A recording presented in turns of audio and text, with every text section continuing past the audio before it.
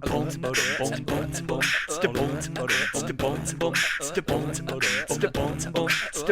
Show. Podcast that explores the heartland's entertainment industry. Today we're talking frickin' cameras. Yeah, we are. Lots of cameras. It's been a long time coming on this. I know. Well, there's a lot that needs to be discussed and learned for me on my end. I mean, you got all what? Okay, so director of photography, first something camera, first, second, what? I don't know. I need Philip to help me. Philip Byrd, our guest today, is going to map out the whole shebang. And I'll tell you what, man, like cameras still, as long as I've been doing this business,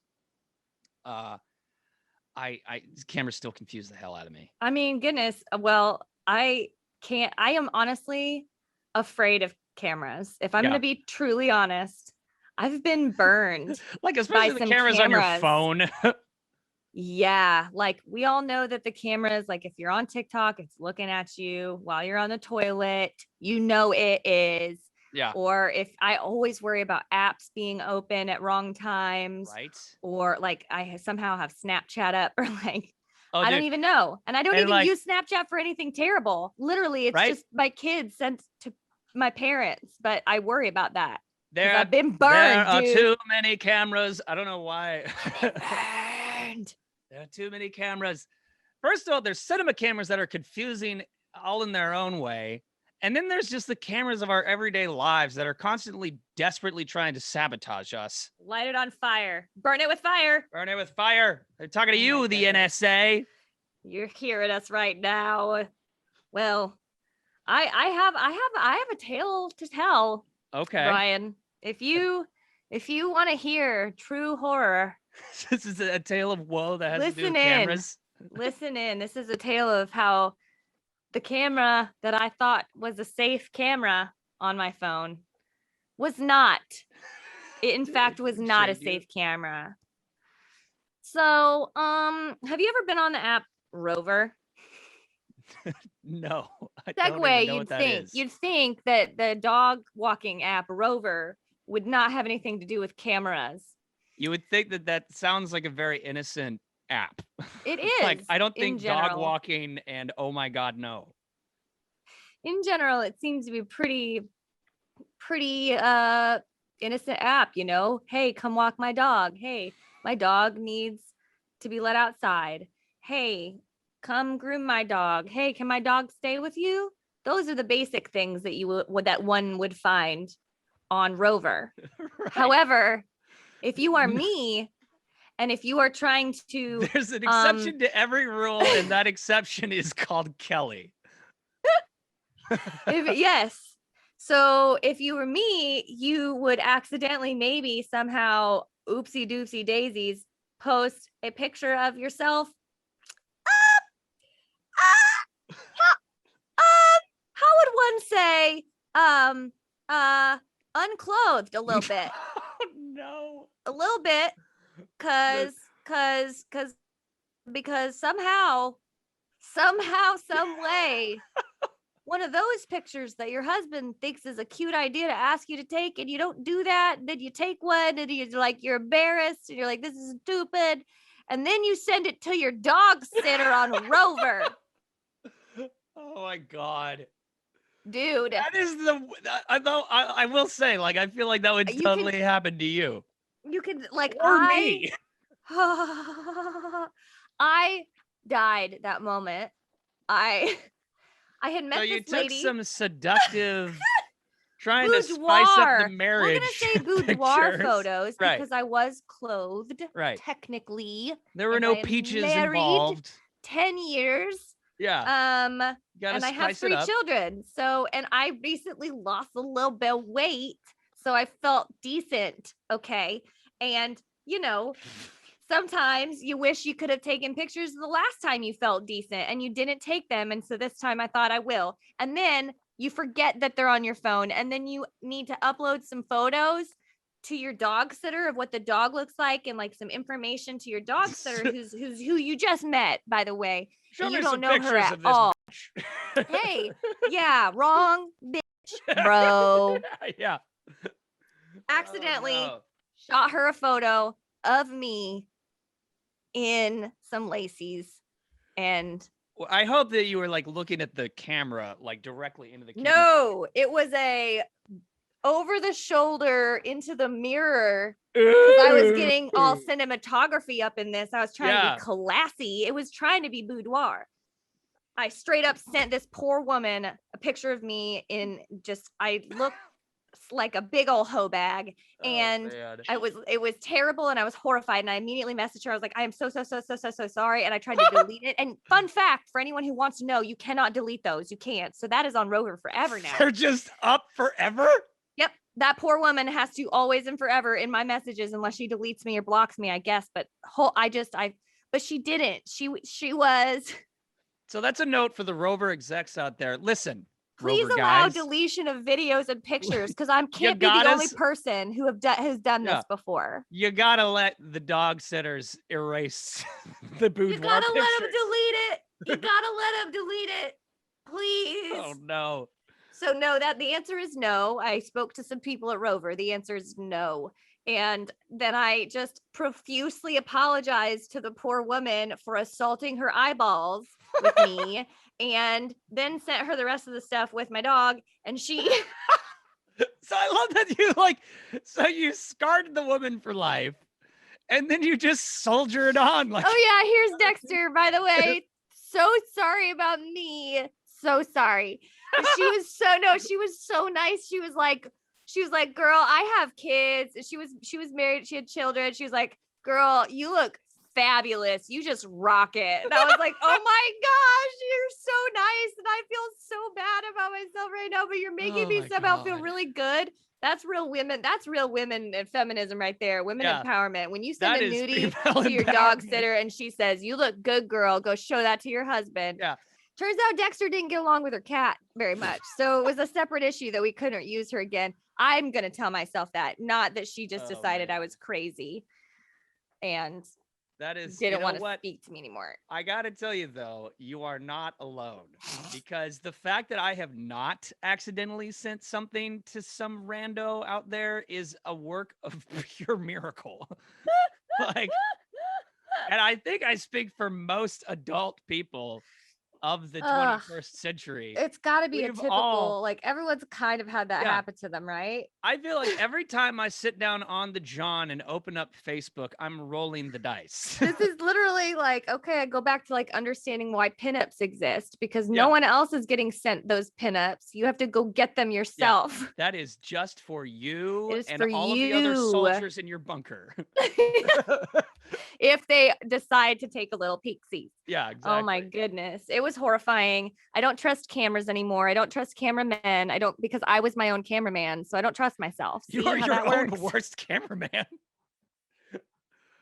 I don't even think we get to ask. Have we asked Philip about that? That's probably unrelated to what he does. Hey, but listen, still. failed boudoir pictures? Yeah, hey, have you ever been sent accidental pictures? We should ask everybody who's on the show now, because I need to do a tally and know how weird I am. It's bad. Well, I guarantee you that every adult female listener to the show has received things. They've received them, but not been the one to send them. Not the Sindor. Boo me. But the worst part is I definitely blamed it on my kids. I have to say, 100% blamed it on my children. I was like, my 2-year-old got a hold of my phone. I'm so sorry. Yeah. That's a good scapegoat. I can't will blame die the on that. chickens if I. They don't know. Yeah, it could have been true. It probably will be true in the future. So. Oh, darn it! My basset hound got hold of my phone and started texting again. Darn basset hound! I don't have that same scapegoat. Cheeky boy. Yeah, basset hound is way smarter and more perverted than I thought he was.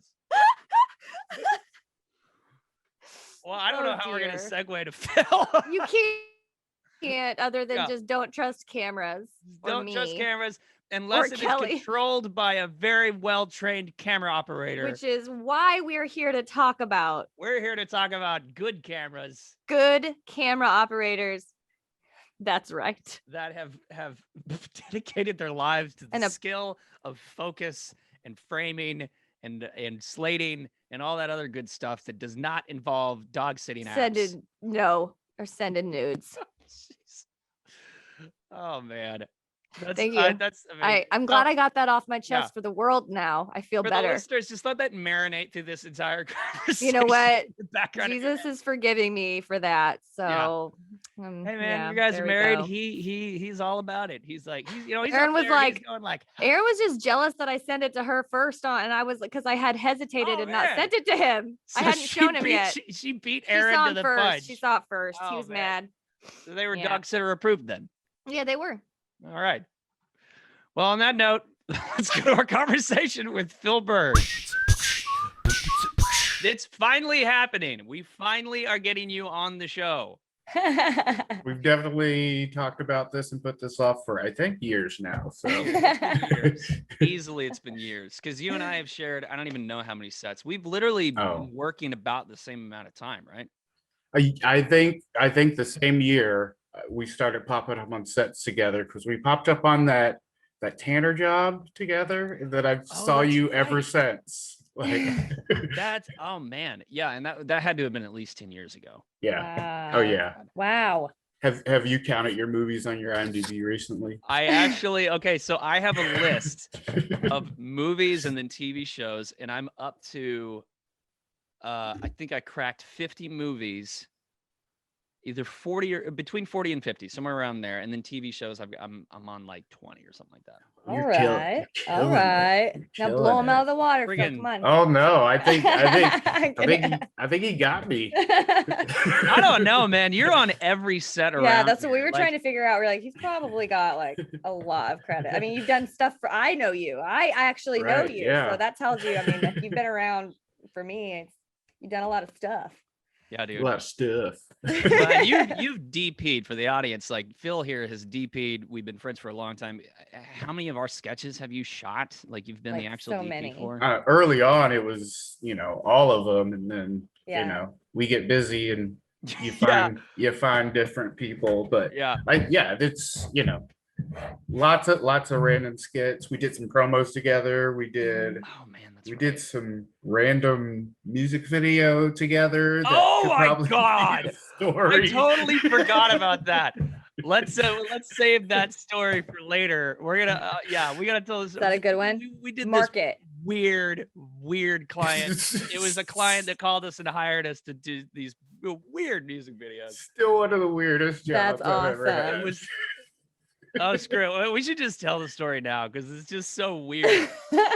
Yeah, so I guess from what I can remember, backstory, Brian used to have a videography company. As I think we were kind of both still earlier on in the feature game. So and there were less features in Oklahoma at the time anyways. So in between features, we do a lot of these smaller gigs. So Brian and his business partner at the time hired me to, I think, cam up and maybe DP a shoot. I think it was full. Okay. And then I had a cam up. His business partner at the time was my cam up. And it was, it was like it's how do we describe the band? Oh man, it was this group of old guys that I think it was just like their dying wish to have a music video for their band. Right. And That's it was like perfect way to describe it. And all it was them on a stage playing with a bunch of like we set up stage lights and everything, and they didn't want to pay for like any. When you think music video, you think like either there's a story or like extras or you're gonna have people. Yeah. It was literally just this group of old dudes in like Hawaiian shirts playing multiple genres. Sometimes in one song. Oh my goodness. And with like a smattering of an audience. They were hired extras. They were hired extras. Yeah. Okay. And this is what they wanted. Yeah. Like I think like Brian had pitched them some stuff, and like we had some big ideas. We were talking about a two-way mirror at one point, and but no, it just turned into we're just gonna run the projector and we're gonna stand on this stage. And And it was just so awkward. I mean, and we did our jobs. Like we did what we were hired to do. We we client was pulled out happy. all the stops. Good. They were ecstatic. And I think we packed up and then we all went to the bar afterwards. Like me, Phil, and everybody from the crew. We all went to the bar and like we all sat down in silence. Oh wow! And I Just turned kind to of the like, crew and I was like, what was? am I the only one that thinks that may have been the lamest thing we've ever done? There's just something about like devoting that much energy to something and then being deflated. Yeah. I can tell another story along those lines. They Bravo, I don't know how much this was a while ago. Bravo was trying to start a Real Housewives of Oklahoma City. I heard about this. There were girls at my church. I just have to throw it out that they were like super trying to be into it. Like, and I was like, no, I don't think it's that kind of like fun. I think it's like garbage. It was real. It We was were on this real. Together. Weren't we? Was this You the were on same it one? too? I think it's the Oh my same one. goodness. So I was hired to like DP an interview or whatever. This is like test footage to send to like probably Andy Cohen or whatever. So they have a beautiful house. It's a I don't remember his name, so it's fine. I don't have to use his name. But it was this oil executive and his husband had this beautiful house, this clear piano. So I set up this interview in like this great room and I had put some light through the piano and had some stuff happening on the walls. And the producer gets there, like big time Bravo producer. He helped create the first Real Housewives. Wow. And he looks at the camera setup. He's like, I just wish it were simpler. Like, can we just sit him in front of a white wall? And I was just like, what? We can. Sorry, what? Yes, that is something that we can do. And I was just so crushed because I spent the afternoon like doing that myself. And I was like, it's still pretty young, pretty green. I was like, he's gonna love, like Bravo's gonna love this. Yeah. He's just like, they're gonna fly me out to do the next one. There's just too much going on. Can we just sit him in front of a white wall? It's just like, it's like it turns into an interview from the office. And then so I just sit behind my camera and push record for the rest of the day. It's just like, all right, and that's the job. Yeah. Sometimes that's the job. Yeah. Wow. Oh, man. So you DP, but you're also one of the lead camera assistants in the state, like specifically first assistant camera. Is that right? Right. Yes. Yeah. I get most of the work I get paid for is first assistant camera. So what that is for the audience. Please tell me. So DP is king, head boss of the camera department. DP is the director of photography or the cinematographer. Those are interchangeable titles.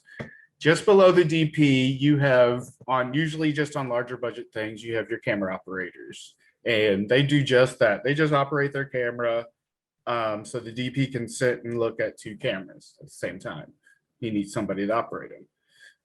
Below that, they don't really boss around the rest of the department. They kind of do their own thing. They kind of just operate their camera. First assistant camera is the first administrative position in camera department, I would call it. Okay. So not only do you pull focus during the take, which you're just keeping the shot in focus or focusing on what the subject of the shot. While we're rolling, between takes, you're responsible for changing lenses, changing settings on cameras, getting cameras into the correct position. And then why I call it administrative is you have people working under you, and you also want to handle anything you can take off the DP's plate so they can be creative, whether that's like time cards, any kind of paperwork, ordering, extra man days, extra equipment on days, making sure that's all coordinated with production. All of those things would fall under the purview of a first AC. And that's that's just talking about principal photography. If we flash back to prep, you're responsible for, getting that camera in working order. The DP is going to order probably the lenses and the camera they want, and then it's up to the first AC and his team to actually get those things to work together. And there's usually a lot of problems as far as that's concerned. Everything's a custom build on these big films. These lenses may be from the 60s and we're using a modern camera. how do you interface those? How do they work smoothly with all the new fangled electronic things? So would you say that you have to have a pretty broad knowledge of just cameras and their workings, their inner function in general to do this job? Is it like kind of a base level that you need to know how to make the cameras function and troubleshoot? Definitely. Troubleshooting is going to save you so much time on set. Like that's where half your time is if something goes wrong and you don't know immediately how to fix it. But if you do, A, you look like a badass, and B, you save everybody time waiting around watching you work, which is one of the worst feelings on set. You could ask a sound guy with the entire set is watching you work. It's the worst feeling the sound guy sitting by his car just judging. but all that my ass. Yeah. Oh my god. But all that technical information is out there. Like you can learn that stuff. You can teach yourself a lot of the technical information. But you do want to be pretty well versed on every little. You want to read those technical specification sheets that nobody ever reads. Camera people should be reading.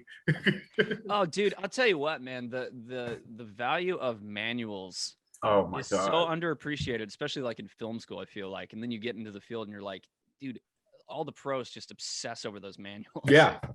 You're like, every piece of equipment comes with a manual. If you're at a rental house, they have those manuals usually.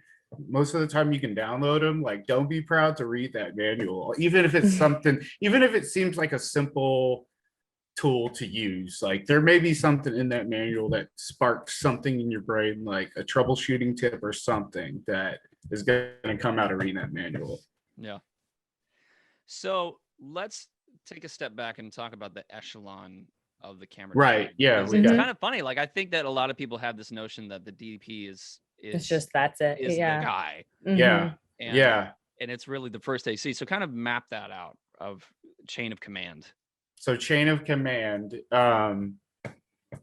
DP, obviously, camera operators do their own thing, but they usually just talk directly to the DP. They can ask the first AC to do them things for them, but they're not necessarily the first AC's boss. Directly under the DP is the first assistant camera. Under him is him or hers, the second assistant camera. Second assistant camera is a utility. They assist anything the first assistant camera needs, they assist with. They keep gear organized and they keep track of camera notes. If you're doing camera notes, people aren't doing that so much anymore. And they slate. Those are the people you see with the slate. Okay. That's going to be your second AC. Below them, if you're so lucky, you can have what's called a camera utility. Yeah, or a camera PA. They different titles and they mean different things technically, but it's pretty much the same job. You're just there to assist with anything camera department needs. Okay. Yeah. How common is it to have underneath that? Just curious. Like, is it those are probably like you said, if you're lucky. Are you thinking like bigger features or bigger features? So the most common crew we get on these low budgets in Oklahoma are gonna be first AC, second AC, director of photography who would operate their own camera. Okay. So, and that's the most common you'll see. Sometimes you can get a fourth person on that camera crew if you're doing a lot of moves, or if all of a sudden you're shooting two cameras, then not only do you need a camera operator, but now you need another first AC. And then ideally you want another second AC, but sometimes you don't get that one. So the second most common is a 2-camera shoot with director of photography, camera operator, 2 first ACs, 1 second AC supporting 2 cameras. Okay. And those guys run they're busy buddies. I've seen no downtime type more of job. Second ACs cry. Like I'm not even kidding. I've seen second ACs cry because it is such a stressful job. There's just no terrible. It's when I say there's no downtime, like there's literally like you can always be doing something. Wow. There's no time to take a breath. Like if you're not, like for instance, day in the life of a second AC. So in the morning, you're going to come unload the truck. So you're going to, wherever set is, the truck's going to be parked there already in an ideal world. And you're going to pull off your carts and roll them as close as you can get to set without, getting in anybody else's space. Second ACs are going to handle that mostly. And then we're going to get orders as to where the camera's going, all this stuff. All that time, they're looking for places to plug in batteries. They're looking for fresh media to put in the camera. So, and they're talking to the script supervisor to see which number, scene, letter we're on. While me as the first AC or the DP's telling them that I need this from the cart. Come get it to me now. Oh, wow. And we're waiting on you now until we have this filter to change. and then finally everything's set up and you think it's time to breathe, but all of a sudden we're rolling and you have to get the slate right. You have to and then you have to clap it, and then you have to get somewhere where you're quiet, but then you have to update your notes while we're rolling. Yeah. And as soon as we cut, maybe we're moving on. So I need you to help me carry this camera over there. So I hope you're all caught up on your notes because we're moving everything right now.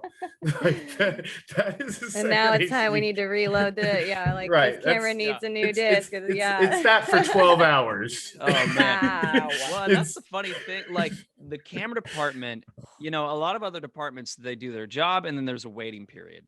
Right. Camera department, you guys do not get downtime. Like you guys are working 12 hours solid. To the end. Yeah, that is true. Wow. If you see camera sitting, it's a big lighting setup or somebody's wrong. Someone's about to get that fired. person's fired soon. Like you're gonna go over 12 hours that day. Good indicator. If camera's just chilling. Secret tips. Look around the set as an actor. How do you know it's gonna be a long time? Or here's the rule: camera and G&E can't be chilling at the same time. Okay. Yeah. One of those two departments is hustling at all times. If not that's not both, happening, you're going into overtime. Yeah. And meanwhile, the sound guy is just sitting in the corner watching the world burn. Just making voices for his dog. Like, checking TikTok. My laughs sound great. Too bad we can't see anybody. I always like to say, if this was an audio only, we'd be done by now. The whole darn movie would be done. Say you've got a project that you're filming tomorrow, but what's that? There's construction that started across the street next to the overpopulated dog kennel? If only there was a better, more controlled environment to shoot your movie at. A magical place where the location owner doesn't change their mind last minute and send you scrambling to find a new spot to shoot your high school-themed alien invasion murder mystery. Where is this land of milk and honey and craft services? Green Pasture Studio in Oklahoma City is a 12-acre campus boasting over 8,000 square feet of Hollywood-grade soundstage, plus standing sets including a high school, police station, hospital, bar, a full house, and a wooded backlot. The campus has everything a filmmaker might need to elevate their production, so why not build your dream at Oklahoma's premier soundstage? You can learn more at greenpasturesstudio.com. Green Pasture Studios, so much more convenient than your ex-girlfriend's dad's house. Hey there, film folks. If you're trying to get your project made, I gotta tell you about my friends over at ngpfilm.com. If you are in the state of Oklahoma and you need equipment to get your project made, you need to go to NGP. They've got camera equipment, grip and electric equipment, sound equipment, production gear, stuff for your locations, pretty much everything. And if they don't have it, they're gonna help you find it. Their customer service and support is out of this world. Literally, if you're in the middle of your day and you need extra gear, they will come to where you are and drop the stuff off. Or they have a super convenient night pickup and drop off. So you can call them, they'll leave it in these really cool little bins with a code that they give you, and then you show up and you put the code in, and then voila, you got the gear. And then when you're done with the gear, you come back, you leave it in the drop off, you put the lock back on, and then shazam, your day's over at 3 a.m. ngpfilm.com is pretty much the best thing Oklahoma Film has to offer. If you have any rentals, anything that you need, check them out, ngpfilm.com. Have you ever worked with actual film, like film stock, where you have a loader and all that? No, only for fun, like not for on fun. an actual ever. I just missed it. Like we're just in that push, especially with the lower budgets. Just have figured out how to do it without film, and they're just like, we're gonna run with it. When the Alexa Mini came out, it was just like, we're done with film. Like we're gonna run with this on indies. Like so, it just doesn't seem cost effective. It's it's if you factor in the price of hard drives, it's not there's not as far of a split as most people talk about, because you have to put your movie on hard drives, and you're going to purchase special hard drives for that are stable and not cheap. And then in the perfect world, you're going to back it all up onto a second onto another one. Yeah, that's exactly the same. Also, and then you're going to keep it there forever. Like you're going to lock it in a vault somewhere, and that's your master. So if you factor that in, it's not as big a split as it looks like on paper, because most of the time hard drives are not included in that budget. People forget about hard drives a lot on movies. I've seen a lot of first day scrambles when the DIT gets there. But it's the printing labs. It's those labs are going away, and like it's impossible to ship that film all around the world for any kind of price that makes sense for a movie. To get it to a good lab, to then get dailies, to then it's a workflow availability thing. It's it's too bad, because it's not the actual price of the celluloid. That's interesting. I wouldn't guess that. I would assume that it would just be naturally cheaper, but that makes sense if you're having the time involved in shipping it and the price to ship it, and the companies that are reliable, because you're going to trust a company like Walgreens. Right. They've wrecked my photos before. Right. So you can't just pick a random. And you can't take, once you give somebody something dailies the next day, all the time. Producers are into that. They're not going to sacrifice, they're not going to switch to once a week dailies now, so you can shoot film on their indie. No, I want to see what we're putting in the can every day. There's only one guy that I can only think of one guy within our circle that's worked with actual film stock as a loader, and of course his name escapes me right now. I can picture his mind. I can picture his face, but I can't think of his name. I know Caleb Wall has worked as a loader. That's him. Yeah. He loaded on Straight Outta Compton. Actually, he day played. Oh wow. He did a couple days on it. Wow. Yeah. That would just be terrifying, because film stock, if it gets exposed to any light whatsoever, the whole reel is done. It's done. Yeah. And you don't know, but here's the scariest part. If you're a shady loader, you're not going to get fired until they get those prints back. You're not even going to know. You could flash it and then not say anything, and then just shove it in and act like a good loader, and you're not going to get fired until when at the end when they realize, oh man, can you imagine? So Isn't that's what's insane. It's like a risk. There's a risk to that's why people would want to do that. That makes sense. You have to have a good loader, but our industry is all recommendations anyways. I just think about how easy we have it in today's crew, dealing with everything digital. Even from the world of sound, I have never worked around a film stock camera, so I don't even know how I would time code jam. I don't know how I would, do audio tracks into that. I have no reference, and I don't know a sound guy that does. Yeah. Right. Yeah. It's just, for in many ways, sound is the department that advances the fastest, I think. The camera stuff advances pretty fast, but there's always, and then sound has to keep up with that as camera stuff changes. But there always seem to be a step ahead. I have this connector because it's already on this thing. It's like, this camera just came out. You can't have this connector. Like, yeah, well, I'm from the future.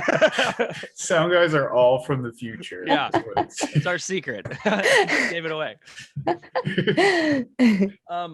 So whenever you're getting started in the world of camera department, like say you just graduated from film school, like first of all, is it or is it not true that a vast amount of people want to get into camera department?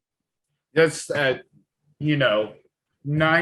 of people think they want to do camera right away, right out of film school into film school. It's it's a cool job. You control the image, right? Like, it's everybody wants to be a director or they want to be a cameraman. That's it. Those are the only two jobs in film as far as people are concerned.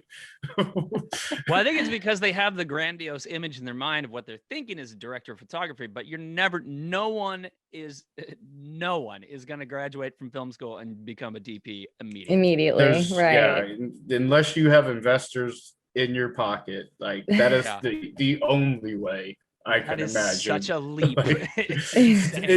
It's and that is also one thing about camera department. I'm glad you brought that up. The jobs don't necessarily train you for the next step. Right. Being a second AC will help you administratively be a first AC, but it's not going to teach you how to pull focus. You don't necessarily touch that focus wheel at all as a second AC unless your first AC is teaching you to be a first AC and having you pull focus. And as a first AC, pulling focus and dealing with technical aspects of the camera doesn't necessarily prepare you to be a DP. Yeah, you can learn that camera inside and out, but physically lighting a space, being a first AC does not prepare you for. So these are all like, although they're steps on a rung, they're all kind of, you have to practice your own kung fu outside of sets to make it to the next step. That's interesting. It's not very linear. I don't know why I would assume it would be, but a lot of DPs come from electric as gaffers, which makes a ton of sense as a DP, but they don't know much camera. Like they obviously can use the camera and know the camera, but knowing the camera is a different thing. When something goes wrong on it, being able to troubleshoot is a different thing than knowing how to use the tool.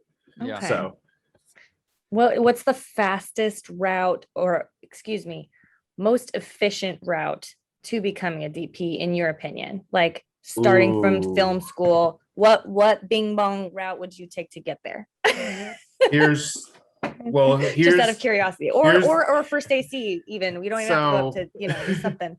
I will give you the secret sauce that my friend Sam Calvin told me. There you go. About, because I asked him the same question, because I'm working my way up but he's DP and he's my age, and just like, you moved up so quickly. Like, how do you do that? He's like, oh, you just tell people you're a DP. Like, you claim authority. Like, okay, it's just and you don't take any other jobs until people hire you as a DP. I was like, oh. Okay. I mean, hey, well, I guess that's a way. It's a very make it work kind of answer. But that being said, that kid also has been thinking about light since he was a kid. So and he read The Secret and it worked. And then it clicked. Freaking works in Tribeca. Sam Calvin DP'd a film that just screened in Tribeca or is about to screen in Tribeca. Yeah, it already screened. Whoa. Yeah. And he's a talented son of a gun. He is very talented. But that's the lesson. Like, be prepared, but shoot for the job you want. But sometimes being prepared means working as a second AC so you can learn the camera or how set works or how even a story fits together. Like, but you're never ready for the next leap in camera. You just have to make the leap and you will learn by doing. Yeah. I tell you, I watch you guys work and it intimidates the hell out of me because especially Well, and you, sir, I love watching you be a boss. I mean, like for the audience, I don't know if you've picked up yet, but Phil's a very lovable guy.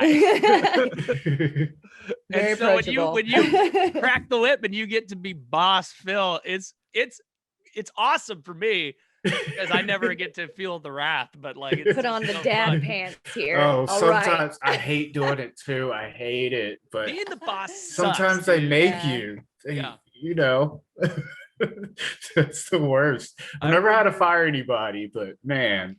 Oh. Ooh. Make them, whenever you have to be the boss, sometimes you got to make them think they're gonna be fired. I remember one of my favorite memories of you as boss Phil is we were working on a movie and you had a very green second AC, and I think he had a birthday the night before or something like that, and so and if you have a birthday on set, you are going to be run through the ringer. I think if it's the same story, I think you're gonna tell. We're on location, so everybody's at the same hotel, which is what nobody's going home after set. Like we're all we're all in the same You're place. all there. So this poor kid, he had a rough night, man, and his first time drinking whiskey. Oh no, I didn't know that. Terrible people. How dare you? No, it's his fault. Here's the thing. Here's the thing. I watched it happen. He asked for the whiskey. The whiskey was out. Yeah. But he asked to taste it for the whiskey. And then he asked for it again. He asked for it again. Oh man. Like you do once you get a little taste of whiskey until you don't anymore. Oh man. Happy birthday to me. So he rolls in on set and he's late. Late. He wasn't just a little late, he was uber late. Yeah. And I was watching you because I was like, I don't know where his guy is. I don't know. Uh-oh. And he finally showed up and he was hung over. I bet. Like hangover of the century. Yeah. And Phil, you just let him have it, man, through the whole day. I was like, I saw how hungover he was. I was like, I'm gonna make sure he keeps moving That's and never awesome. sits down. You're gonna get through this, but day. it's gonna be not fun for you. I think he threw up at some point. He definitely threw up in the bushes. Like I would call for stuff and then cancel it halfway through. Like it's like how I treat my husband when he drinks too much and the next day, and I'm like, hey kids, go wake daddy up really loudly. Yeah. And then it never stops all day. But I guarantee you he learned. He never did it again. Oh man. That was like he was so late, the hotel had to send a welfare check with the hotel because he was not checking out. He wasn't picking up the phone. Like he Oh, was. dude. That's why I was so mad. Like it was calling him for an hour, and then the hotel had to go check on him. Yeah, and then he has to get a shuttle to set. Like he has to wait for somebody from production to go get him. So he's hours late at this point by the time he shows up, and he's not working shape either. Yeah, he looked rough when he finally showed up. And like you could tell that he was like, he didn't understand. He was probably still drunk. Like there's no way he slept all that off. Like, I hope he listens to this and knows who he is and knows that like this is all in love, but also like don't do that. Like he knows who he is. He knows who he is. And and I just actually worked with him recently, the same guy, and he's doing fantastic. Yeah, excellent. He's so you great. See, like, you taught him a lesson, and it was he carried through. Good job. Yeah.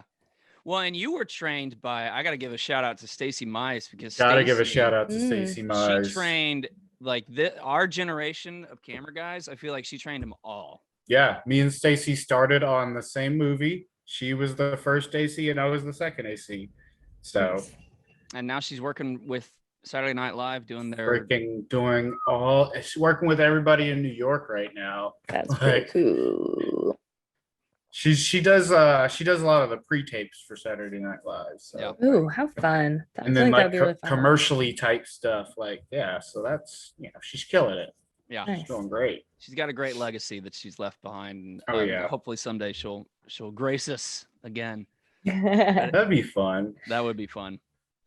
So I got so caught up with our fun stories that I'm trying to remember if we even got to I think I cut him off started. before. Yeah, he was going through like the hierarchy. Oh, I told the Sam Calvin story. And then But getting started in camera department, yeah. How do you do that? Where does that start? So I think typically people would start as a loader, and what that means in these days, in these digital days, is you're basically a utility. That's typically somebody's first position in camera on a feature film set, but it also depends on what you want to do. Do you want to be a DP? Then really you should just be shooting some stuff and getting a reel together and showing it off to people that introduce you as a DP to people. If you want to be a first AC, yeah, work your way up through set. But honestly, if your goal is DP and you may DP and realize you don't want to do it, like it's a rough job. That's a hard job. It takes a lot of planning. Like there are some DPs that claim to improvise and they're full of it. Like good. You lie. There are people that have learned some, not tricks, who have become more efficient over the years, but there's nobody that doesn't have to think about a shot while it's being set up. Like you have to think about the story and the technical at the same time as a DP. Like how do we get across the director's vision and capture it on the camera with all these limitations? Oh, the director just went one candle. Great. Like, how do we get that on camera? Like, can we mimic candlelight from here? Like, you're always thinking, and you're always, critiqued by everybody on set, whether they, everybody's seeing that monitor and they're making their own decisions about, what they're making. And a good or bad DP can make or break a production easily just by, trust alone. Like if you don't trust that you're making a good movie, you're not going to work hard. Yeah. So I want to ask some, it's going to feel like a little minutia, but I think it's interesting. Just like the different aspects of operating a camera. So let's start with the body of the camera. Okay. So like, say you're wanting to get out there and you're wanting to shoot some stuff, but you don't know what camera to choose. So can you kind of walk us through the various different types of cameras that are out there? Right. Yeah. So you have your big dogs. You have your digital cinema cameras. Those are the ones. That's your Alexa Mini. That's your Alexa LF. That's your Red cameras. Those are digital cinema cameras. Those are the big dogs. Those are the ones that are going to cost the most to buy, cost the most to rent, but those are going to be the highest fidelity, your highest fidelity option, bar none. And they're going to integrate easier with the type of lenses you want to use, blah, blah, blah. Below that are your prosumer grade, like we used to call them DSLRs, but they're just SLRs now. Why did that? Because they're all digital now. We don't like the D all of a sudden. They're just all digital, so it's like, why are we saying like it's redundant? It's like saying my cotton T-shirt. Like it's and then so in that category, there's a lot of good cameras in that category. Anymore, actually, most cameras are really good. You just have to determine what your application for them. And those step belows are gonna have a smaller form factor. They won't be able to use necessarily a bit full cinema lens, but they can. They definitely are made so that they can. They might not come ready to do that. They're gonna not out of the box. They're not gonna run as long or in as rough conditions as a cinema camera. But you can make a really great movie on a $3,000 camera now. because the sensors are so great. Yeah. There are just other hurdles you might have to overcome with that camera. Like, nobody can watch it while I'm filming it because I can't send out wireless video. Like, it's not going to run like a set necessarily all the time with those cameras. Yeah. And then below that, anymore a phone is your next best option after your, we're talking about like the Blackmagic Pocket, we're talking about the Sony A7S, any of those like below $10,000 camera options that are still shooting high resolution, like 2 to 6K. The Red has one under 10 grand now. That's really impressive. Actually. What is it? It's the Red. It's the Komodo. Komodo, yeah. Yeah. Komodo, I love that. Yeah. Red comes out with some new model every year. Awesome. It's actually hard to keep up with because sometimes they'll just like, oh, we have a new sensor you can get for your camera if you want to swap it, but we're not releasing a new camera. Like it's really hard to keep up with Red sometimes. But that's their thing. And those stupid fans on Red cameras. Well, the Komodo, I will say, has like I've worked with those in the last 2 shoots that I was on, and those mother effers, they overheat like crazy. So you gotta like keep I believe that. Cool. I believe in that. All those smaller cameras have a tough time with heat distribution. Overheating. And I bet. Do you think your location is anything like being in Oklahoma? Is that just like a particular thing that you have to extra think about? Oh, like absolutely. For overheating outside. I mean, absolutely. I would assume. Yeah. That's where my head goes. Like 100%. Falls outside. It's hot. Yeah. It's not the same as like dry, non-humid hot, It's you want to keep an eye on your camera and your lenses. Like things can flex in the heat. Like things can, your camera can overheat and you can lose footage. Like I've seen that happen, but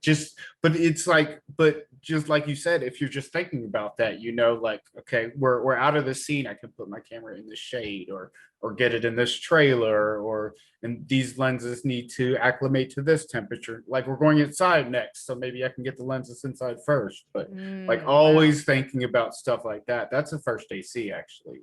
Always thinking about and marshaling and it sounds like a helicopter orders. Mom.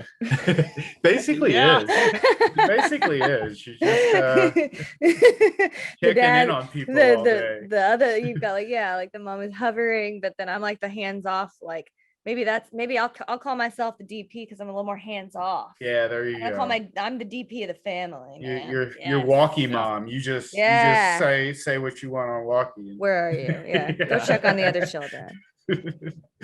So let's talk about lenses for a second, because that's one thing I've kind of noticed amongst fresh green people is that there's an underappreciation of lenses. So what is the difference between pro grade lenses and like just basic consumer lenses that come out of the box? Your biggest difference is going to be the focus ring. There are typically on a prime lens, and when I say prime lens, I mean there's one focal length on the lens. So it's a 50 millimeter lens. And on that 50 millimeter, there are 2 rings. One's going to control your aperture, how wide open your iris is, and one's going to be your focus ring. On a zoom lens with multiple focal lengths, you'll also have a zoom ring on there to determine the focal length. Your biggest difference in that you're going to notice right away is that zoom ring is not going to be accurate, and it may not even have actual stops. It may not be consistent.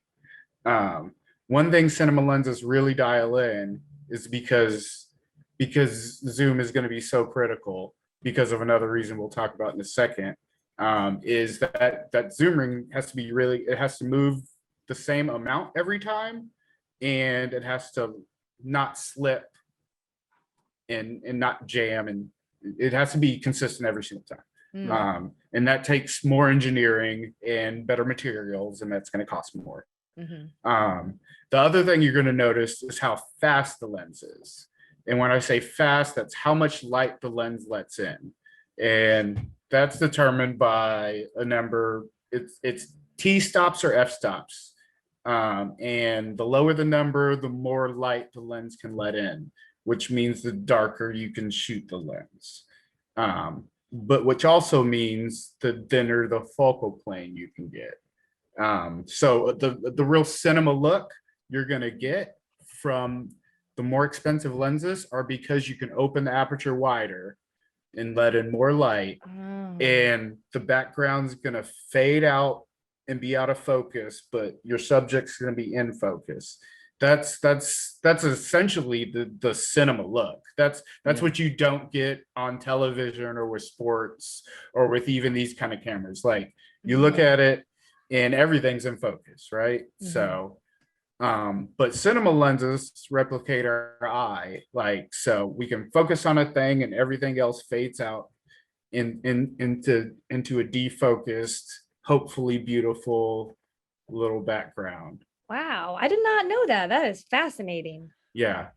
And the more yeah, it's freaking wizardry, man. It's crazy. That's really cool. It's really, if you should look at a lens diagram one time in your life, because it's really amazing. Like, obviously as a first AC, I got obsessed with the technicalities of the cameras, but like if you really get granular, like you are capturing a photon of light is going into the front of the lens, and you're controlling where it bounces off the sensor so that my face is in focus. Like a photon bounces off my nose into the lens, and I control the distance of another piece of glass to keep that in focus as it hits the sensor and sends an electronical signal to the hard drive to like print that spot in space. Like, it's insane. That's Like, so awesome. I feel like I just listened to like a serious lecture on like scientific stuff. That's like my so mind, like cool. that is so cool. And that was my TED talk. Wow. We're here with Neil deGrasse Tyson. Yeah, like, I mean, of cameras. Yeah. You're literally like a modern camera sensor is it's lights hitting it and it's sending an electrical signal. So you're just capturing photons and interpreting them. Wow. Okay. I guess I didn't realize. I always wondered, this is just me being super like naive, but I always wondered what the difference is like between indie films that don't really have that look of the, when you see a movie, it's like, it doesn't have that feel, but like that makes more sense. Okay, it's so usually it's you're noticing that the focus isn't beautiful. It's not pretty. like that. That's when I call a lens pretty, it's because of how the sharp parts and the parts that are out of focus fall off, and like how soft that is, how beautiful the little bokeh looks. Like you can get, it's different shapes depending on the lens, and you can tell cheap ones because you can see square type, it's called bokeh, little defocused little places, and they're really ugly if they're square, and that's you're seeing the edge of the iris in that lens. That means there's less blades in the iris, and also those lenses aren't as fast. And then you add more blades, you can start to make a really round one. Smaller blades, more of them, they start to get really round and pretty. So that's like an intermeshing of the artistic, being able to see that and like have and like want that look mixed with the science of just and technology, being able to create that with what you have. That's okay. That's like cool. Sorry. Ooh. I love that. It's optical science is really like insane, but really technologically like intense too. Oh yeah, absolutely. It's like these are principles that like microscope makers figured out, and like telescope makers figured out that some engineer figured out how to apply to a camera. Like, wow. That's just so cool. I love stuff like that. I can geek out on the science of filmmaking all day long. Oh, because like it really is. I feel like that's a unique thing about filmmaking, is that it really is a marriage of science and art. And it's with the sound and everything that goes into it. We consume it every day, and then like we don't think about that. Yeah, but there's some big brains on sets. Like if you've ever been on a set, like people are literally just problem solving all day. Like even Brian, who you would think his job would be pretty consistent, like he's capturing sound, but he has to figure out sometimes where to stand is a brain puzzle for a sound guy. Yes, it is. Matt, I actually remember a story. It was you remember my DP Adrian I was working for. Yes. And so I'm going to curse because I'm going to quote him. Okay. So just a warning. Okay. We were shooting in a bedroom and 3 of the walls were mirrors. Oh, God. And there was also a mirror in the headboard. What? Yeah. The only wall that didn't have mirrors on it is where we put all the lights in the camera. Oh my goodness, how difficult. So I'm first day seeing, and my DP turns to me. I love this guy. He said, go get Brian so he can diagnose this fucking I just gave him. And I remember walking in and being like, what?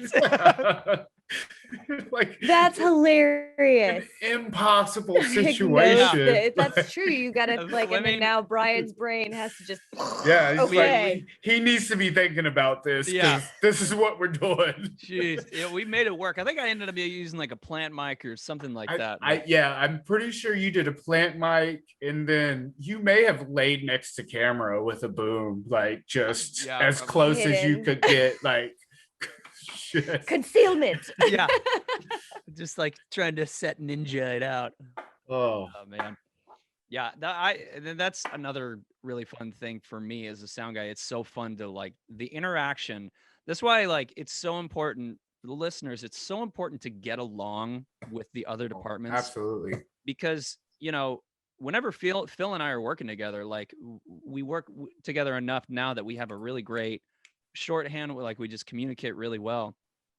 But, you know, oftentimes you're working with people that you don't know, and it's so important to have those people skills and to be able to communicate with the people that you're working with to get what you need. Absolutely. You the people skills like are very important because you're in uncomfortable situations a lot. Like I asked Brian to move his cart thousands of times a day, like, and if you don't like that person, like it's that interaction's just going to start to grate on you. But if you have respect for the person and you like them, you know they're not asking you to move it for no reason. It's going to suck. It still sucks every time, but Brian will come to me sometime and be like, hey, is that your battery charger I hear? Like, oh, Can you just unplug it during the take? Yeah. Yes, bro. Yes, I can. Oh, and I hate it every time. But and the funny thing is, it's so important to remember that with all of this stuff. Like I just got done training a bunch of guys for this training exercise shoot. It was like over the course of 9 days working with a bunch of students and stuff. And it's funny because at first they take things personal and they think it's like a personal jab. Right. And the thing is that nothing on set is personal. It's not you doing your job poorly. It's just us making the thing that needs to change, right? Yeah. Like it can't be that way. It's not about you. Just you turn it off. Right. Like you have to turn it off. And people talk crazy sometimes, but it's really stressful and people deal with stress, not to excuse that behavior at all. Right. But people vent stress all the time on set. Like Brian said, you'll see set criers and just you just keep it moving. Blinders on. And if somebody asks, hey, where's Crafty? Oh, he's crying in his car. He's crying in the bathroom. He'll get back to you at 5. He'll be here in a bit. He'll be fine. Man, well, dude, this has been so fun. Like, Phil, you're up there with Tony Marlowe and the other people that we can it's awesome. Literally hang out all day long and just kick it. So appreciate it. Where can people reach out to you if they have questions or if they want to hire you to be an NAC or a DP? Yeah, absolutely. So I'm mostly active on Instagram at FocusUpPhil. Very fitting. I love it. And you can email me at dropframephil@gmail.com. And if people remember the red one, they would know what the drop frame is all about. You gotta take that. By the way, you just got to take Focus Up Phil and get on TikTok right now, even if you sell that name to somebody else. I'm just saying. Oh, yeah? Some TikToks it's going fast. That's how I feel like. That's a good name. You got a solid name there. So I'm just finding out about TikTok from a shoot, like from from a shoot, it's like we have to shoot the TikTok part, and I was like, Yeah. we're doing that now, like. Oh, really? So you got You got to have like a promo on TikTok or an ad on TikTok. Like it's coming. We're It's coming. doing it now. I'm trying to feel like I keep up, but I just so far I have a blank profile. It's all good. Oh, I'll tell you what freaks me out is whenever we'll be shooting a project and then they'll have to do like the marketing, the social media marketing stuff. Dude. So like for the Instagram stories, they'll literally take the camera and turn it, and it breaks my heart. I'm not even a camera guy. And I'm like, that ain't right. Yeah. You don't have to do that, guys. Yeah. You don't have to. There are ways to do it without turning your camera. Yeah. I've seen that. That's why you need to ask Phil, please. Just go ask Phil. I happen to know the aspect ratio for Instagram is 1080 by 1080. Like it's 1-to-1. Like it's a square. You don't have to get crazy. It's 1-to-1. I think Snapchat is 9 by 16, which is just program in frame lines, guys. Frame lines. Secret tips from Phil at the end. You don't need that extra line of resolution. Just program in frame, because that's the idea. It's like I just turn my sensor, then we have some extra lines of resolution. But also, it's going to the internet. You don't need that extra line of resolution. Just do frame lines. You know all those 6K TikTok videos we watch? Yeah. You don't need it. That way you can zoom in on their zits. Good. Ugh. Well, dude, this has been awesome. Thank you so much for your time. Yes, and thank you. Let's grab a drink or something sometime, dude. Yes, for sure. So always love Phil. Phil's one of my oldest film buds, so it's just so cool to finally have him on the show. We've been talking about love him. He's so fun, and it's so fun to get to have worked with him too, because like a lot of the people I meet either in conjunction with you, but this time I was like on set as an actor, which of course was doing it for you, but or for us, but it was he was behind the camera and getting to know him. It's awesome. Yeah, and he's done so many since then. That very first one. Phil is really kind of a deep cut Okie show alumni. Yeah. So he's been with us, golly, from the beginning, I think. Yeah. So, okay, if you were listening to 2 weeks ago, whenever we were talking with our friend from the El Reno Film Commission, we decided that Kelly and I need to brush up. Yes. It's been we have the quarantine has taken its toll on our improv skills. So we are two supposedly would you call us professional improvisers? I guess we've been paid before. I've been paid. Does that count? I don't know. Instagram people, does that count if you've been paid to do it? I don't know. We've been paid. Not much. But it's been a cool minute, so we are rusty as all get out. Yeah, we're starting from the beginning. We're going to the basics, short form games or easy, quick warm-ups. And these are things that like I love doing one word story with Oliver in all honesty. Some of these are really fun with kids, anyone, all ages, but they're really easy to get your brain working. In fact, let me grab the bell real quick. Yeah, we should get the bell. It's always nice to have a good bell. Fun tip. If you have children, you have probably seen those Melissa and Doug food toy packages of different things. Well, there's a diner set and it has a cute little diner bell. So I have a bell now too, and it's red and it's small. Yeah. Very nice. That's a legit bell though. This is an improv. Or you could just be normal and buy it. I'm not recommending spending extra on the kid toy just for the kid bell, but I like my kid bell. Side note, you know what's really fun to do is when you have one of these office bells, take it with you if you're going to like an appointment or something, and just have it on you. And if somebody doesn't answer, if someone's not at the desk, just bring out your own bell. Personal bell, man. We need to do a sketch of that alone. Yeah. Like that's just, I feel like that would annoy so many. Like you could just do that and he'd just be like, everyone else is like super annoyed. He's like very proud. But it will work. I'm totally done. I was like, this will be funny. And like they were super confused, but they totally came and acknowledged me. Freaking fine. Oh my. I feel like there's like people do that to kids all the time, like where they'll like snap at them or like, hey, like they do like different things to see if your kids will respond. Like people tap on their legs, like, come here, like just different things. It's so funny. Anyway. My Not life that you should hack do that when to your trying to grab kids. a group of people's attention. I learned this whenever I was a counselor. Is you say, if anyone can hear me, clap your hands. Everyone will do it because Right. elementary school. Yeah. And then you say, if anyone can hear me, clap your hands. Then more people clap, and then pretty soon you got the whole group. And you're like, that's right. I control your minds. Okay. Control your mind. If the listeners haven't figured it out yet, we are procrastinating because we gotta get down to business. All right, let's we play. gotta brush up on the improv. Let's play. Okay, so let's see here. I'm gonna take some suggestions from Facebook Live. Just for basic topics. We have a divorced couple in a grocery store. Ooh, I like that. Okay. So we're going to do one word. Do you want to do one sentence story or one word story? Because the way that it'll work, it'll just go back and forth between us. One word, one word, one word, or one sentence, one sentence, one sentence. Let's do one word. One word first. Okay. Yeah. All right. Me or you? You this time. Why not? All right. Here we go.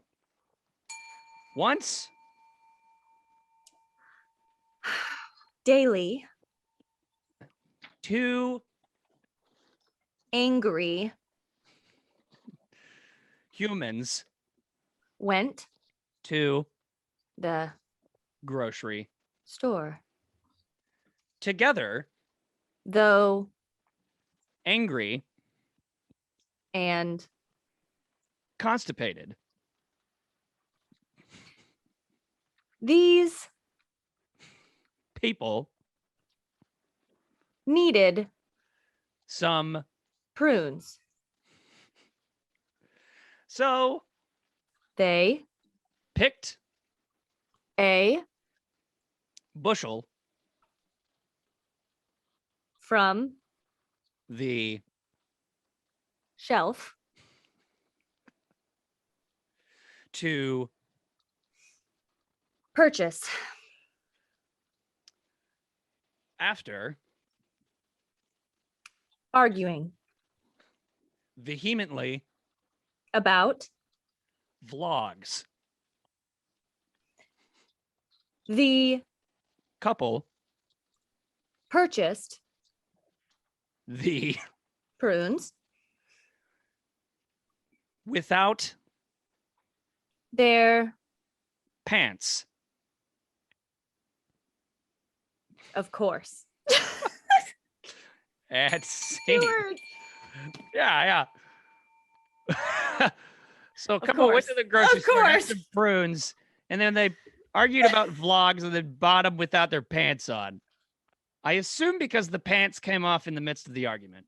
It was heated, but there's a fine line between love and hate. Okay. Something was burning between them.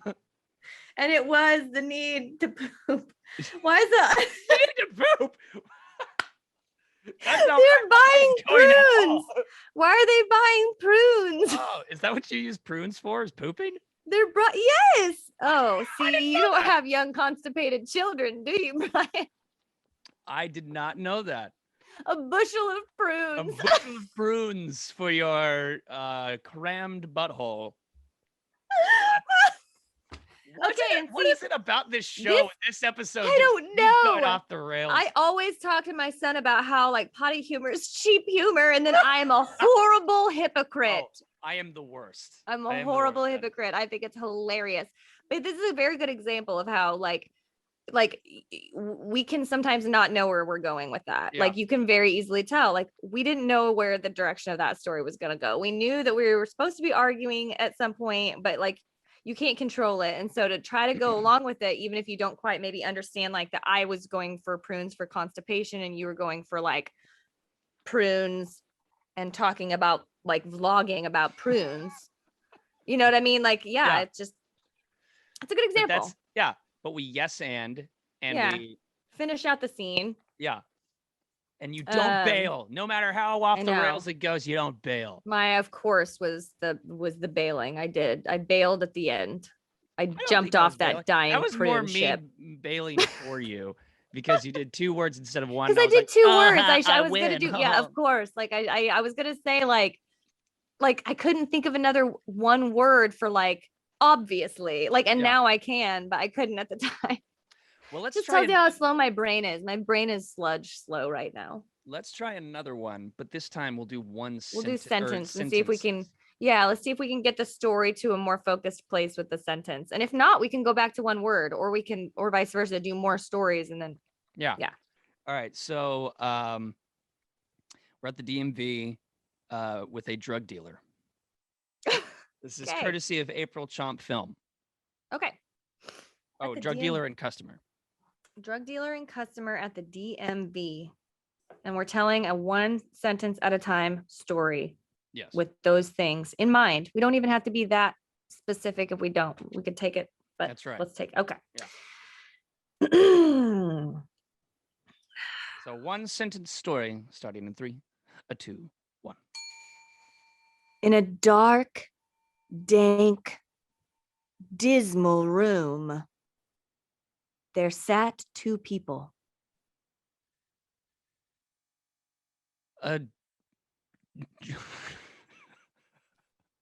An old woman, crusty with the psoriatic arthritis of an 85-year-old man, and her customer, an unassuming white person, full of jewelry. Full of jewelry.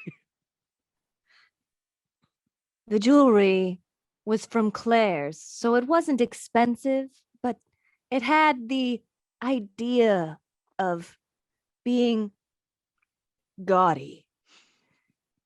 It sat all over the unassuming white person. He meant to put off the air of success and riches, while simultaneously horribly failing to do so. The old woman, on the other hand, could see right through his facade. So the DMV is where you need to be, she said to the man, waiting for his response. He leaned in, holding his gold chain, and he said, "Now listen, I need new tags. I need a new license plate. I just got a brand new car. Don't ask me how. I just need the things to seem legal on the road."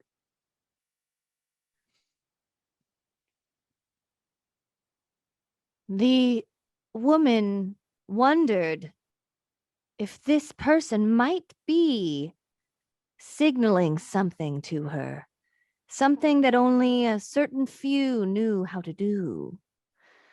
She prodded. A yellow tag, then? God dang it, I'll take it if it's green, as long as it makes me seem legal. I got a whole bunch of hair.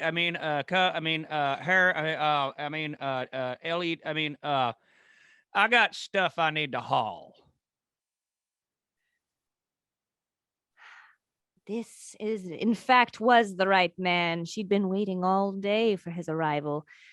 She could tell by the mood rings on his fingers. They all were very yellow, which meant he was very, very cold. Ice cold, in fact. Dang! Can y'all turn up the heat in this here DMV? I've been sitting here for like 5 whole minutes. I'm about to freeze my tail feathers off. The woman nodded to herself. Yes, this was him. Now, just very unassumingly, grab the bag from your locker, Diane. Grab the bag from your locker. And so the old woman got up, her bones creaking because she was hella old. She turned, still eyeballing the white man in all of his gold chains and paraphernalia, and sauntered her way ever so painfully to her locker. She peeked over her shoulder to see her coworkers. Shouted, "It's quite hot today," just to throw them off her as she dug into her locker for the pills.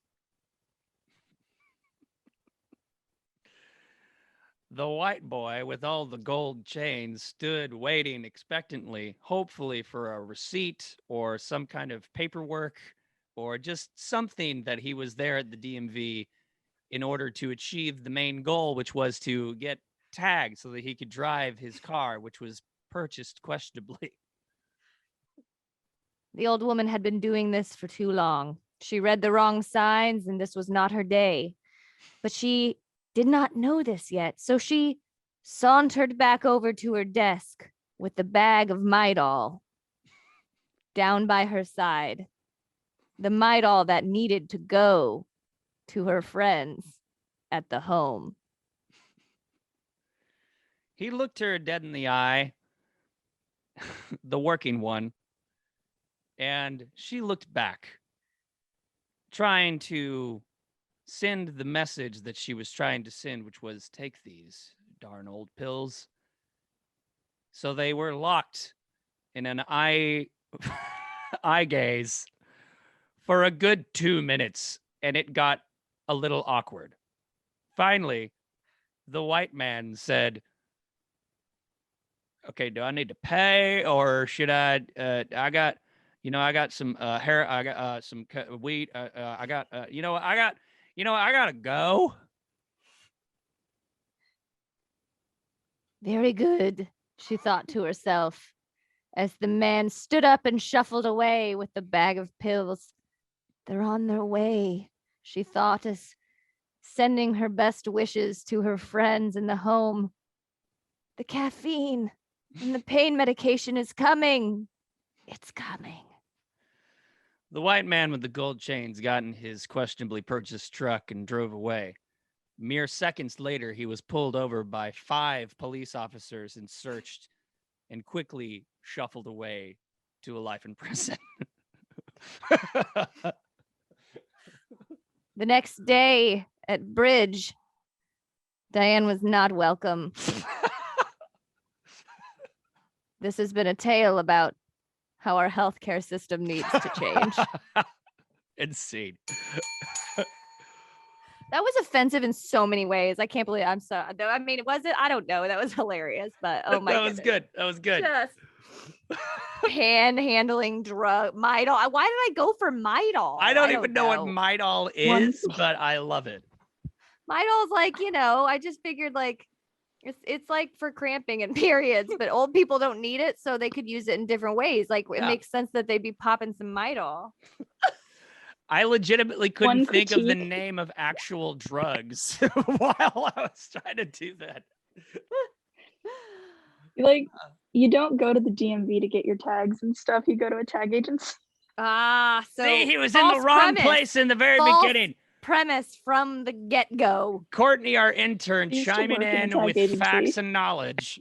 Shine a light on our ignorance. Like, I used to work at a tag agency, so I hear you like. What do I not know? You go no, it makes driver's licenses.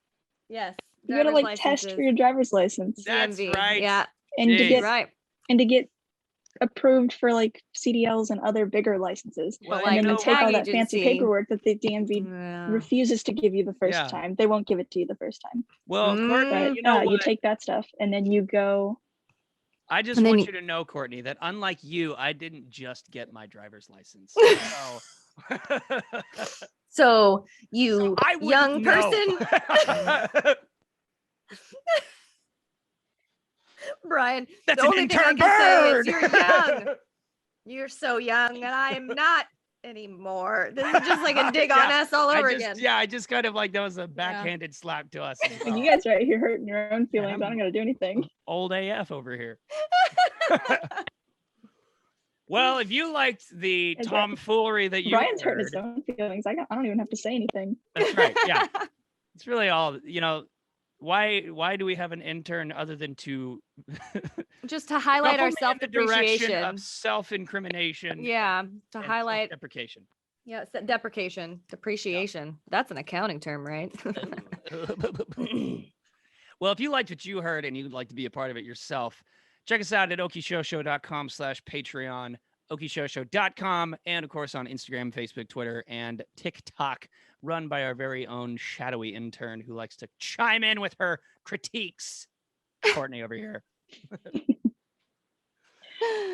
And that's it. We will see you guys in the next week with another vintage episode, followed by another brand new episode right after that. So, see you guys. Bye. The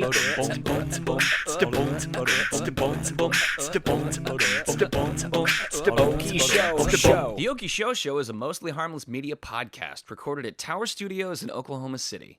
Don't forget to subscribe and give us a 5-star rating. If you're a business or industry professional that would like to advertise on the podcast, email info@okieshowshow.com. Rates starting as low as $25.